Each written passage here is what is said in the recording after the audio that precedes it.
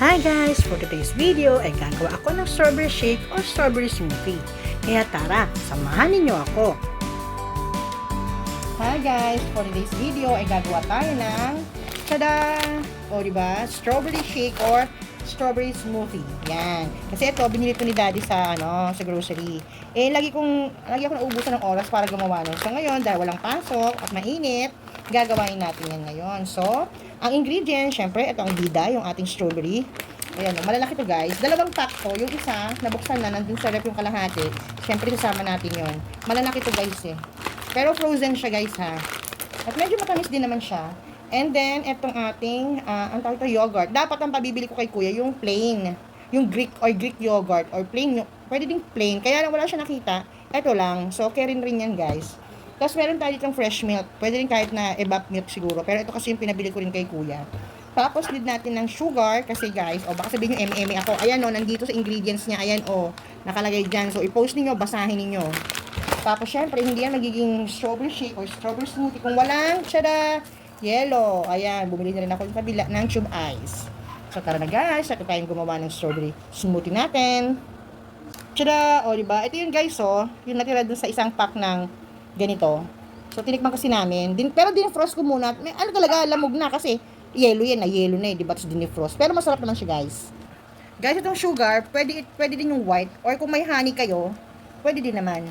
Pwedeng stevia, pwedeng equal gold or equal sugar, pwede. Kaya ito lang yung available ako eh. Kaya yan yung gagamitin natin. Okay lang naman yan kung wash siya, diba? Hindi naman yan kukulay. So, tara guys, gawa na tayo doon. So, guys, start na tayo. So, ayan, maglagay natin. Ay, nalaglag po yung cup. Maglalagay ako ng yellow. Tube ice. Ayan.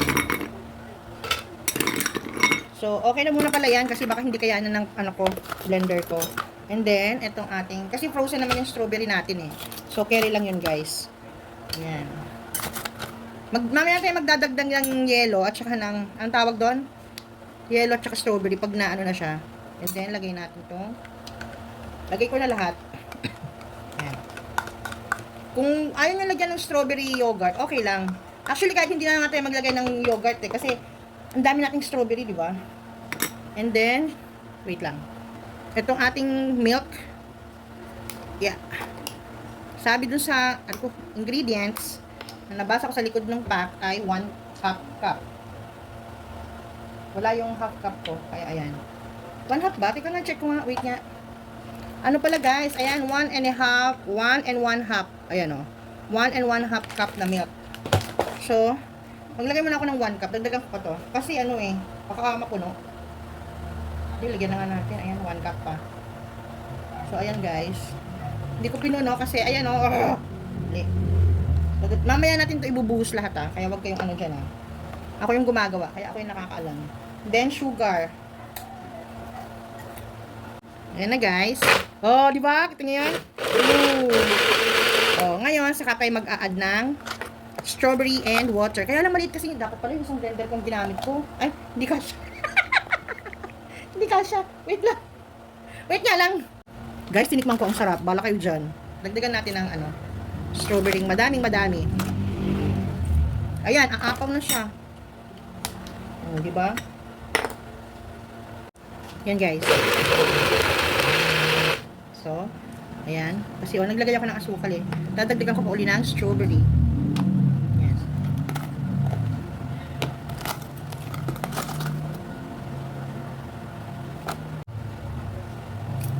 Apaw na. Kaya pa ba? Wala, hindi na. Pero kakayanin yan. Wait lang Ay, hindi na. Babawasan ko guys. Wait.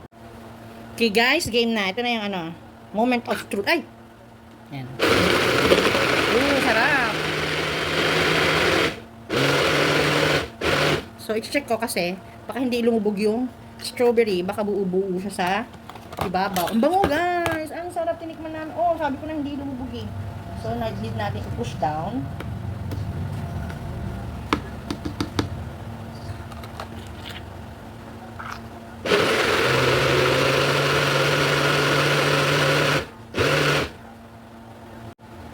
Tada! Diba? Tingnan natin. Wow! Diba? Tapos lalagay ko yung konti pang milk. Umapaw na. Wait lang.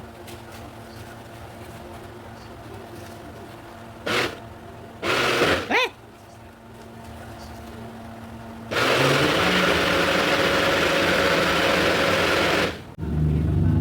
Tada! O, di ba? See? Sali natin sa baso. Ito na po ang strawberry smoothie na ginawa ko. Sana nagustuhan nyo. Thank you for watching. Bye!